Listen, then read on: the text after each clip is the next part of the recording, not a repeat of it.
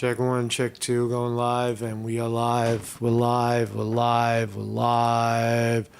We're live. We're live. Live. Yeah. Welcome everybody to the program. Today is August 1st in the year 2024. That's me behind the camera at the glorious, very, very fashionable Trump rally. And yesterday in Harrisburg, Pennsylvania, I was there. I was in, I was out.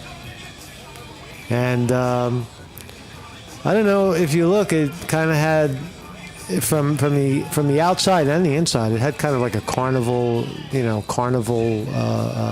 event feel. It didn't. There was no clear and convincing fear in the atmosphere. Because 2 weeks ago, people got shot in Pennsylvania at Butler, Pennsylvania, attending a Trump rally. Trump got shot. Look at the fatso. Oh, I missed that one. Look at that fatty. Hey, fatty. But there was nothing like that. There was nothing to be incredibly alarmed about. The event went on unscathed. What are these guys? Chair workout, walking. So, here's Trump. All right, so we'll talk about that. Marcus Conde reporting. Today, what I want to talk about is a kind of a tragedy in American history, in the history of the world. It's not an American tragedy as much as it is a human tragedy, that there is a inherent trait in humans that allows them to kill without any mercy or any belief that what they're doing is wrong. They just kill. Kill each other, kill the enemy, kill what they perceive as food, animals, right? And in war, it's no more clear. It's no clearer than in times of war. And here's one example, William Calley. If you recall, not many people even know of this situation. United States, we know of the Iraq Collateral War, film that Chelsea Manning released, and Julian Assange showed the world how U.S. troops will, shoot and kill people, claiming that they had the order to do so. But in this case, this was, we have to go back a little further into the Vietnam War. This guy's name is William Calley. He recently died comfortably in his home in Florida. I think he served 2 days in jail until Richard Nixon, President Nixon at the time, got him out. But this guy was responsible for the My Lai, I guess you call it, massacre in Vietnam, where 500 or so people, mostly women and children and elderly men, were killed in their grass huts and inside of their bomb shells. They were either incinerated by fire, or they were forced into caves, into their bomb shelters. They had bomb shelters because they were afraid of getting hit by bombs, so they would build shelters under the ground. And the soldiers forced them into the bomb shelters and then threw hand grenades in there and killed everybody. So this is and there was a brief trial. This guy, William Calley, was the leader, a sergeant, I guess, and he led these 500 people, suggesting that they were Viet Cong, insurgents, or they might have been, But the point is that this guy, we see it all over the world. What is a war crime? What qualifies as a war crime? Something that William Calley did, which was, kill 500 innocent people in their own country for some domestic Western ideology that somehow the north of Vietnam was going to take the south of Vietnam by communism. Some ridiculous, unsensical notion like that. That's what William Calley was following. That was the order he was following by Richard Nixon. And they went in there and slaughtered all these people, and without any consequence at all. The point is, does history repeat itself? Does history remember? Well, history doesn't seem to remember William Calley very much. I'm the only probably person today talking about William Calley, other than the New York Post reporting that he died comfortably in his home in Florida at age 80. But the people that were killed on that day, those were mothers, those were grandparents, those were grandchildren, those grandpa, grandma, daddy, mommy, little boy Blue. He needed the money.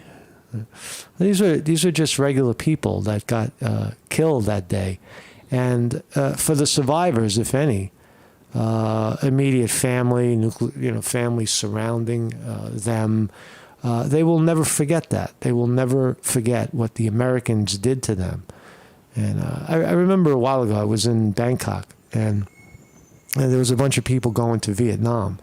They were taking like a 3 or 4 day trip into Vietnam. You can do that in Bangkok. You can buy a trip to Vietnam, and you go over there, and it's a bus, and it's a tourist bus, and everybody knows it. But you do have to show your passport. And I had a problem in my mind knowing some of the things I know about what the Americans did in Vietnam and in Cambodia, and in a very, very small degree, Thailand and Burma and Laos, but mostly in Vietnam and certainly in Cambodia. And I decided not to go there because you never know, right?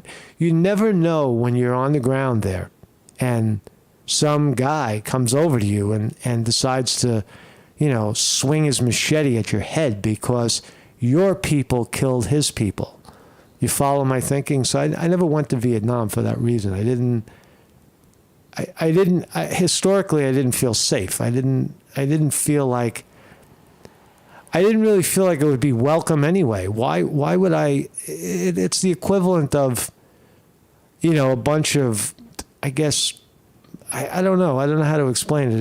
It's like a country that was defeated in war, and suddenly the ancestors of the victors come over there as if there's no problem, as if they're just on vacation looking to see some unusual Vietnam shit, right? Maybe eat some dog or bugs or whatever the fuck the Americans do when they're over there. But so I'm gonna talk about this subject today, and my name is Marcus Conte. I have a website. Every morning, this is the Morning Report, educational, philosophical live stream, 9 a.m. Eastern Standard Time, right here in the great United States of America, where war crimes are watered down. We have a report. Thank you, Weevil Girl, for the report. In Israel, it's happening. Israeli troops are pummeling, raping, sodomizing prisoners of war inside of what looks like concentration camps, holding pens for alleged Palestinian criminals and families. So that's going on. Of course, the collateral kill video. So many instances of blind obedience to authority. And what that means is I'm a soldier. I'm a foot soldier.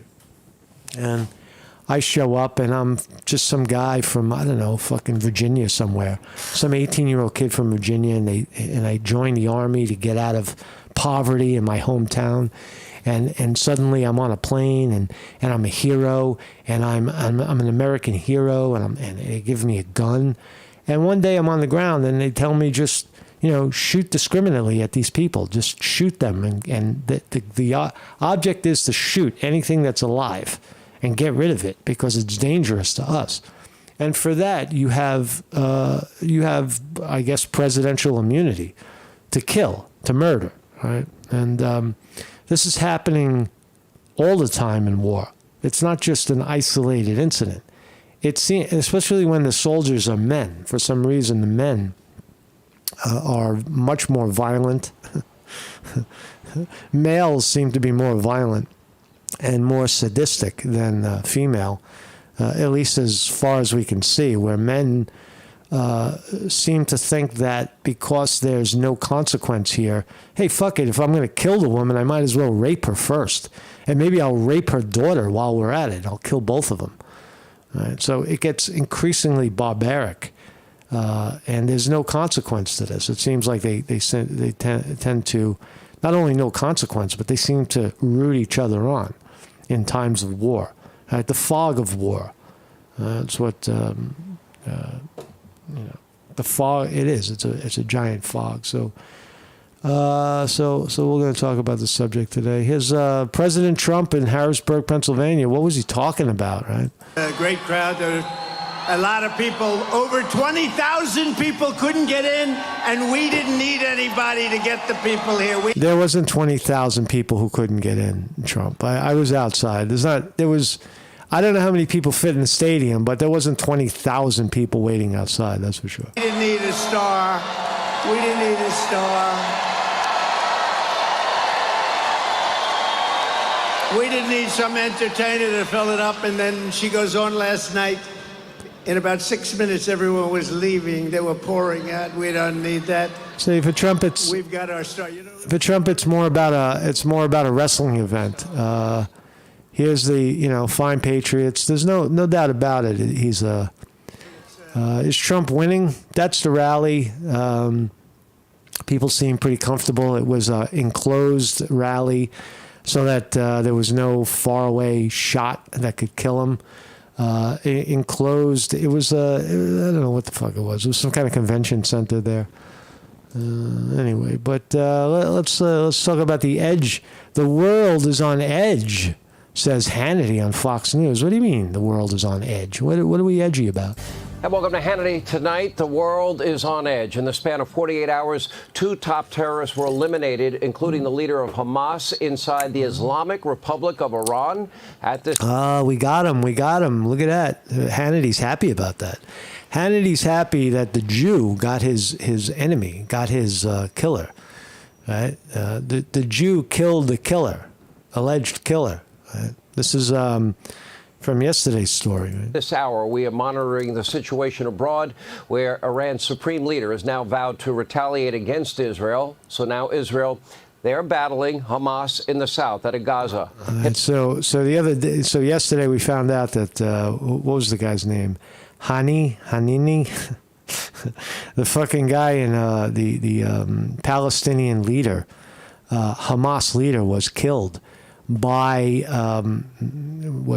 Israel with a fucking bomb. Right? They dropped a bomb on his head. Hezbollah. The Hezbollah leader, excuse me. In the north, out of Lebanon, and likely facing more missile attacks from Iran. And the Democrats... So Israel kills the Hamas leader in Iraq, in Iran, Tehran. And now Iran vows to kill Israel, right? While Israel's simultaneously, raping and pillaging people in their own fucking country, the Palestinians in Gaza, right? And maybe that's why the world is upset. Maybe that's why the world around you, Israel, is upset with you, because your troops are fucking savages. They are now running your leader is savage, Benjamin Netanyahu. Savage. Presidential candidate that thinks Israel should not defend itself, they're constantly lecturing them to show restraint, and we should have the courage to never again use the term radical Islamic terrorism. Things have gotten extraordinarily dangerous around the globe, and they might get worse. Back at home, Democrats, the state-run media mob, they are prioritizing identity politics.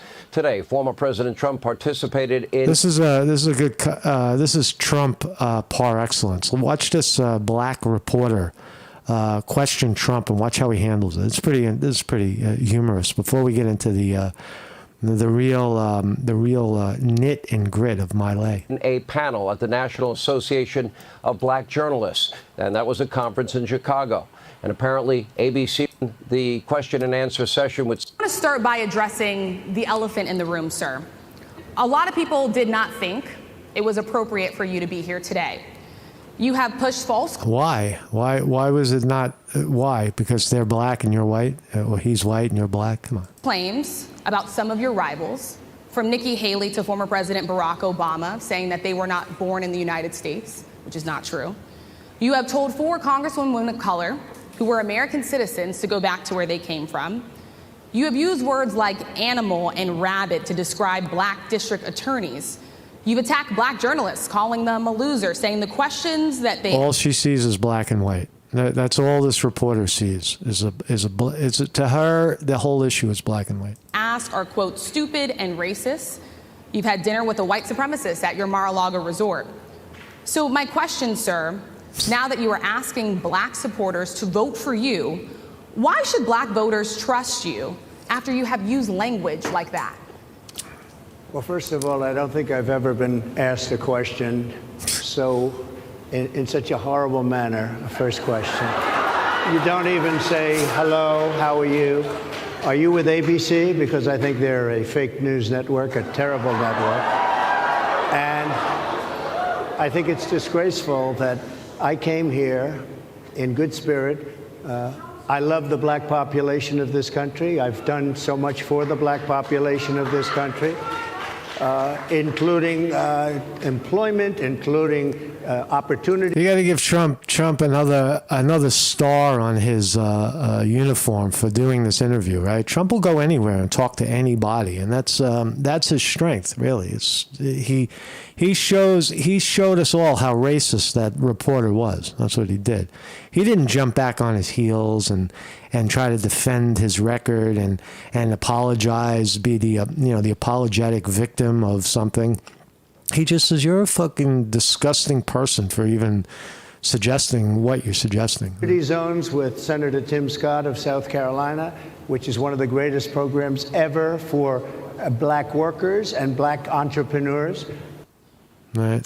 Well, maybe if ABC was an... So there you go. There was Trump and his at the top of the game. Why are we talking about Trump when we're supposed to be talking about the My Lai massacre? Right? Well, it is interesting. I mean, Trump is also guilty of many war crimes, if you will. The killing of Soleimani recently, the bombings in Yemen. Whenever a bomb fell between 2016 and 2020, a United States military bomb fell, you could blame Trump for that sort of direction, right, or approval. Right? So Trump is also, if certain countries were to get their hands on Trump, he would qualify as a war criminal, the same as Saddam Hussein or any other, Benjamin Netanyahu, certainly a war criminal.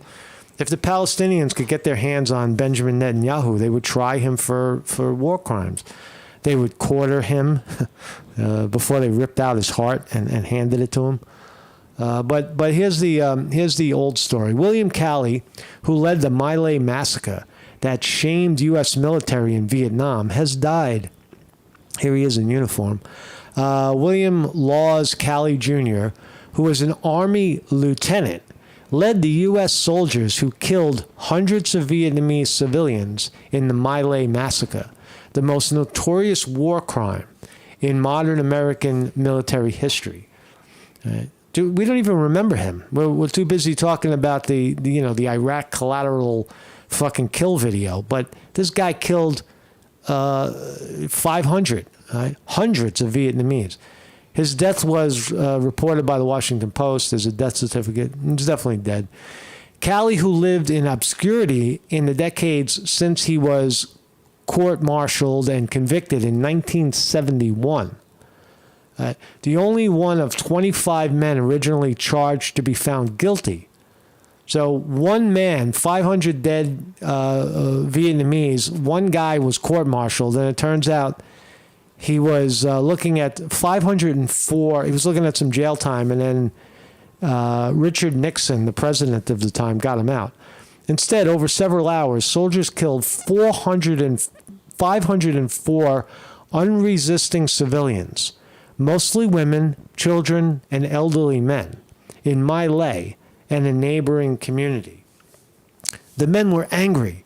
2 days earlier, a booby trap had killed a sergeant, blinding a GI, and wounded several others. That's the military. They were getting they were getting fucking killed in the woods because they shouldn't have been there in the jungle, and they're pissed off, and so they come across this and they're like, all right, let's kill everybody. Right?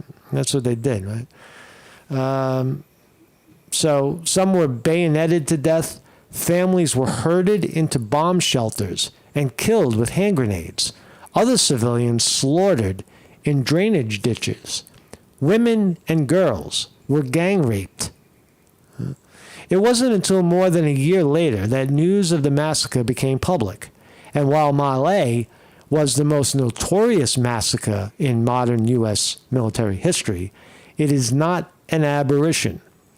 Estimates of civilians killed during the U.S. ground war in Vietnam from 1965 to 1973 ranged from 1 to 2 million people. Wow. The United States killed 1 to 2 million people in Vietnam. How many people did we kill in Japan, in Hiroshima and Nagasaki? Another 300,000, maybe 500,000. How many Russians did we kill? How many Chinese did we kill? How many fucking Germans did we kill? The United States is a killing machine, right? And on the other side, they're trying to kill us. Certainly, U.S. troops died in every war. I'm sure the war crimes that the United States commits against others have certainly been committed against U.S. troops, and that is the consequence of getting on a plane and going to someone else's country and declaring yourself a soldier. You stand up and say, I'm a soldier from America, and I'm here to defend you. Right? Get up against the wall, and I'm going to shoot your mother. Right? It's a little different if troops... See, the people in Vietnam, these are the innocents. These people were innocent. They were in their huts, and they were doing nothing in their hometown, right? In their home where you're supposed to feel safe. They were home safe. And the Americans stormed in, right? And killed them and shot them and raped them and threw their bodies one on top of another. Right? Bayoneted death, burned them out, set their houses on fire, and then waited for them to come running out, right, on fire, and then shot them. It's this guy.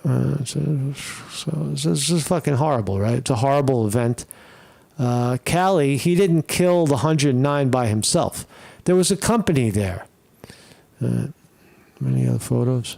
There he is, right? You couldn't. This is an American, right? And we look at the Nazi Germanys and say, oh, how horrible and how incredibly vicious they were. That Hitler. But look at this. This is just put this guy. He's the commanding officer, and just put Richard Nixon's face in front of him. Right? Put Richard Nixon's face in front of him and say, and then compare that to Hitler, and you have the same, if not worse, on the American side. So when the world looks at America, please be aware that they see these things, right? The people of Vietnam will never forget this. Right? The people in Iraq will never forget the bombs that fell on their heads, or in Afghanistan, or in Syria, or in Gaza, right? Gaza, oh, that wasn't the Americans, that was the Israelis. No, who signed the check? Right? If the Americans pay for the bombs and support the aggressor, right, and then the aggressor kills you, it's the person who financed it, right? It's the financiers, it's the money, it's all of the above. So this guy's no better than any other Third Reich soldier, in my view. There's another guy. He's the tragedy of something like this. This is how his mother. Oh, poor soldiers, right? Well, why are you there? Why are you in Vietnam? Right? Why did they go there? Why did they go there? So here's Calley and with his attorneys. It says visitors My Lai massacre in the village of Son, right? So in Vietnam they have a monument, right? This is imagine that there's a monument. This is what I want to see as an American going to Vietnam. I want to see the monument of the people who my people fucking massacred, right, and killed. This is the statue of the innocents who were killed by Americans during the confusion in the world during Vietnam, which they thought we were communist, and they were trying to break us away from China, which we haven't had affiliation with in 4,000 years, and other nonsense. Here he is, fog of war, 5'3". What else can we find out about this guy? So that's part of it. We're going to continue talking about Calley in a second, but over there in you could see the fog of war is continuing, right? Yesterday, Ismail Haniyeh, chief of Hamas, the big wig of Hamas, was killed in Tehran, in Iran, and Iran they're basically looking at him as a hero, as a friend of Iran who got killed while on vacation.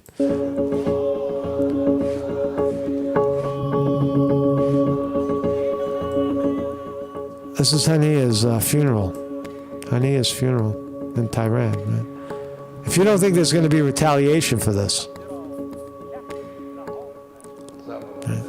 It's not just that you killed a leader of Hamas, right? The Brotherhood of this guy, Benjamin Netanyahu. If there's ever a war criminal, this guy should be hung upside down. ונעמוד מלוכדים ונחושים מול כל איום. ישראל תגבה מחיר כבד. This is Hitler right here. This is the modern day Hitler right here. This guy is just justifying all the killings, all of it. על כל תוקפנות נגדנו מכל זירה שהיא. Oh yes, Anthony Blinken. And here they are, co-signing the bullshit. This is something we were not aware of. He's a fucking liar. Right? Or involved in. It's very hard to speculate, and I've learned over many years never to speculate on the impact one event may have on something else. Right, because you don't want to admit that Israel is committing these horrific war crimes. Can't admit it, right?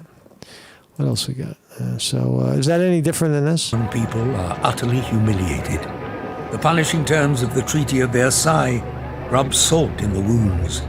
The global industrial power is this the reason why the Jew is upset because of the aggression of Germany? Does that justify what Israel's doing? Does this justify that? Limited to an army of only 100,000 men and loses territory.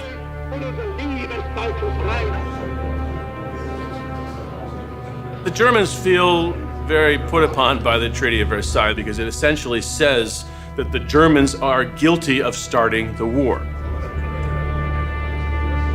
There's no question that most Germans felt outraged by the provisions of the Treaty of Versailles, the shrinking of the army to just... So you got, there's the Hitler thing, but let's talk about this. So what's happening, that was then.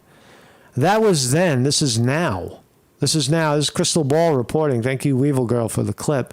Crystal Ball reporting on IDF, the Israeli troops torturing and raping prisoners in their little prison. Wild scenes coming out of Israel yesterday when members of the Knesset and government ministers joined a far-right armed mob to storm multiple Israeli military bases. As I said before, you may think this is an exaggeration, but it was literally in defense of IDF soldiers who gang raped a Palestinian prisoner. So let me back up. Let me show you some of the images here as I speak. This is one of the mobs. These are Jews. These are eye-open Jews in Israel, or at least Israelis, storming the gates of a Palestinian prison camp because they heard what was going on in there.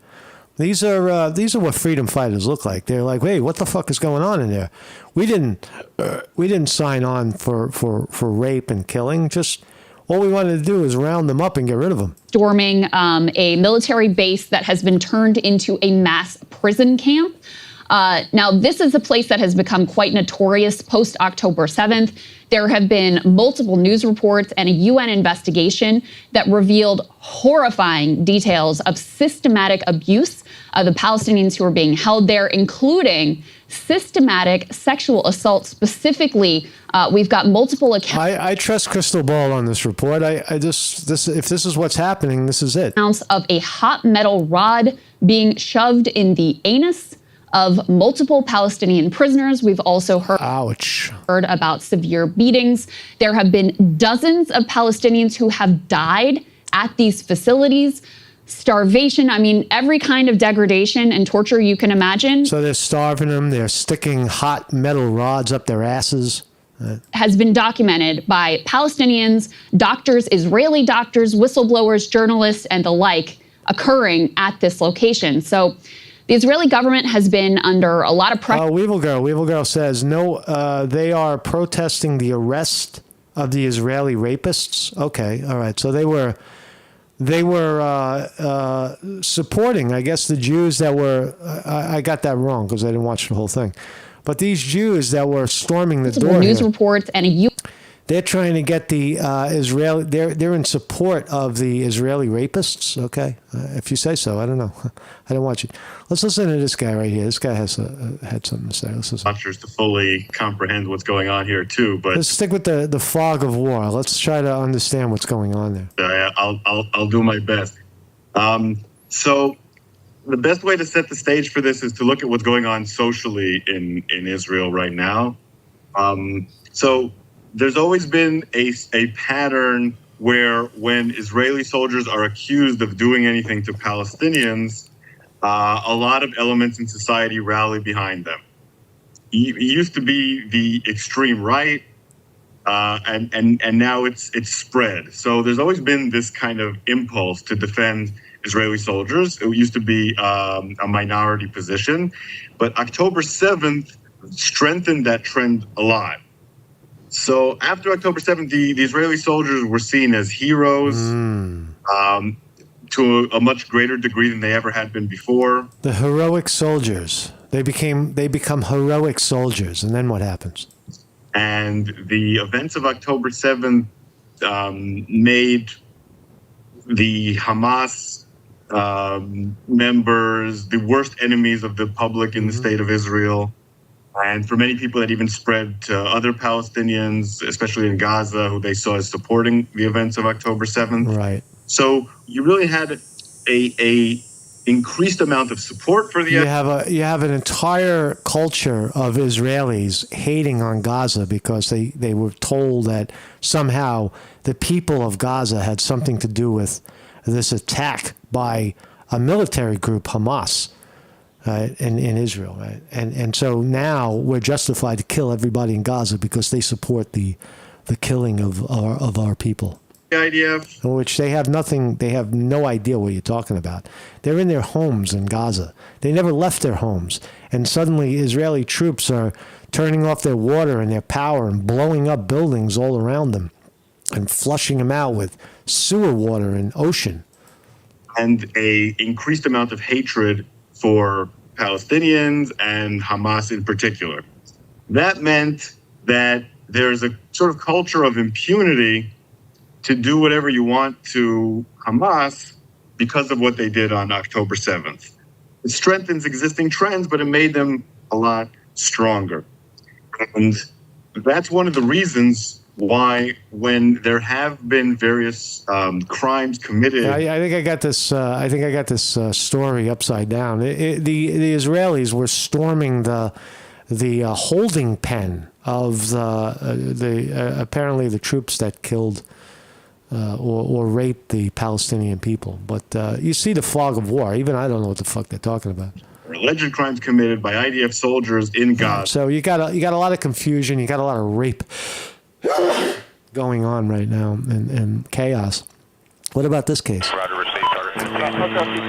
about this? What about this famous memory of American history? A bunch of people walking in Iraq ready to get incinerated or shot from the sky. The guy who exposed this video had to run away from authorities for 12 years. He spent 5 years in maximum security, Julian Assange did, for releasing this video. But the people who did it, the people who gave the order, this is a shit video, but you don't see the whole killing. But so here they go. They're shooting. There's a Apache helicopter shooting, American Apache helicopter shooting down, shooting the shit out of Iraqi people. War crimes, right? Those people, they were unarmed, right? They were unarmed. Right?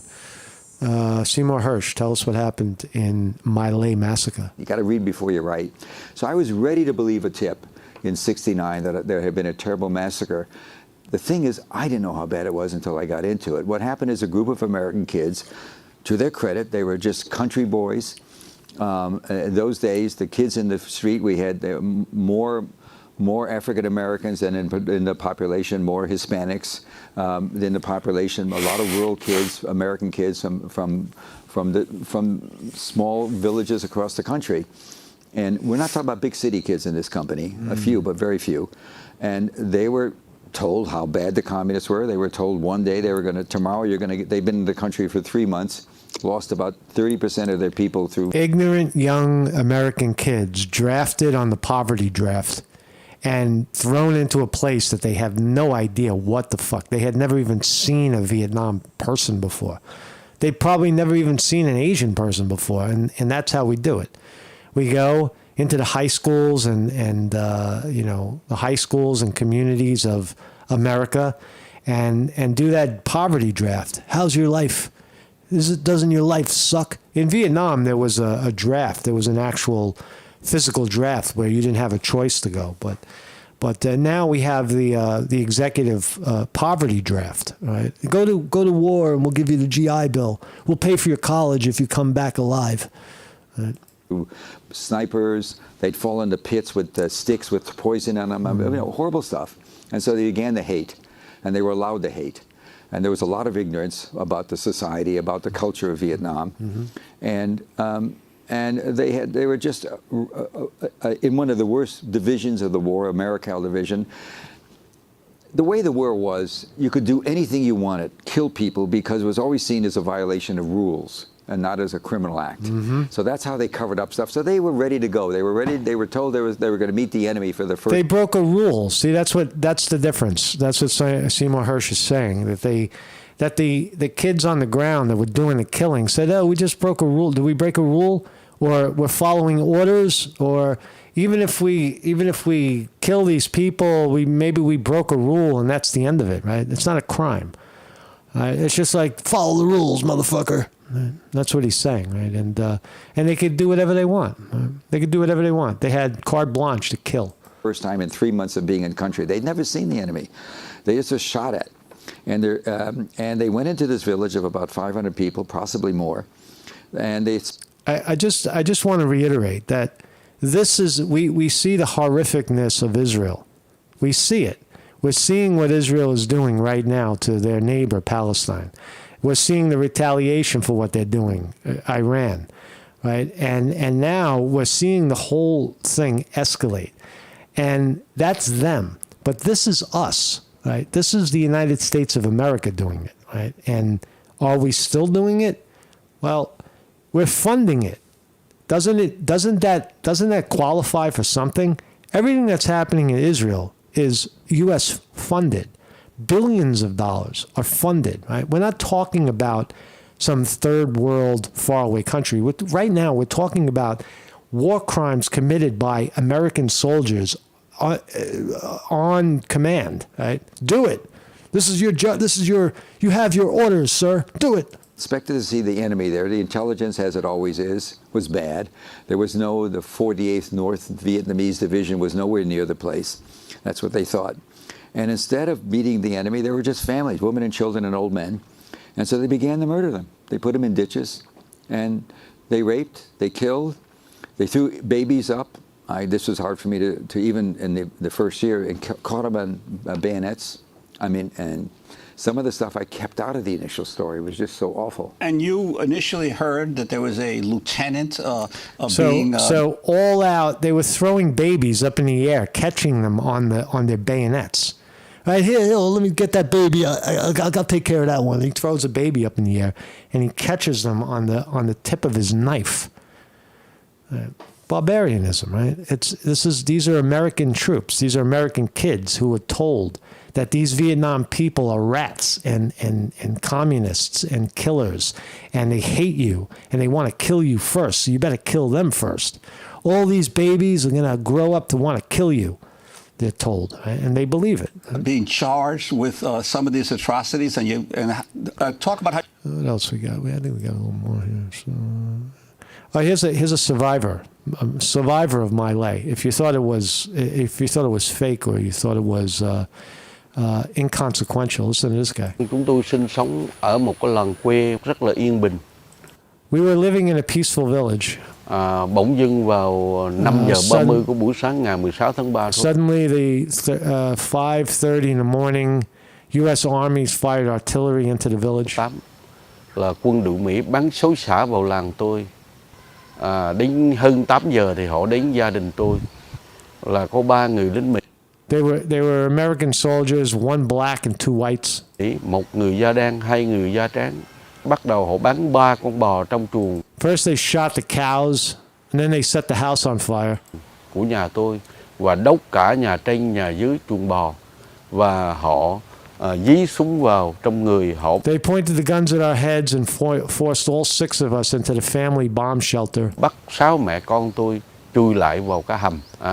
They pointed the guns at our heads and forced all 6 of us into the family bomb shelter. Gia đình, mẹ tôi bảo các con. My mother told us to go into the shelter first, and she would enter later to cover us from bullets. Chui vào trước, mẹ chui vào sau để mẹ cẩn thận cho các con. Mẹ tôi chui vào. As soon as my mother got into the shelter, the American soldiers continuously tossed in grenades. They tossed in hand grenades into the shelter. Ở miền hầm thì lính Mỹ đánh lựu đạn xuống tứ tấp. Thân xác của. The bodies of my mother, my sisters, and brothers were torn into pieces. My youngest sister was cut in half. Mẹ, chị và các em tôi đã tan tành. Đứa em gái út của tôi đứt làm đôi. Thì lúc này là tôi. I got injured and knocked out in the shelter.